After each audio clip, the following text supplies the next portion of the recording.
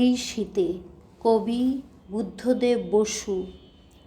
আমি যদি মরে যেতে পারতুম এই শীতে, গাছ যেমন মরে যায়, সাপ যেমন মরে থাকে সমস্ত দীর্ঘ শীত ভরে।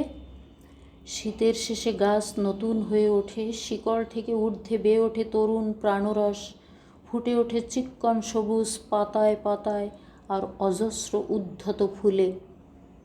আর সাপ ঝরিয়ে দেয় তার খোলস, তার নতুন চামড়া শঙ্খের মতো কাজ করা, তার জিহ্বা ছুটে বেরিয়ে আসে আগুনের শিখার মতো, যে আগুন ভয় জানে না, কেননা তারা মরে থাকে সমস্ত দীর্ঘ শীত ভরে, কেননা তারা মরতে জানে।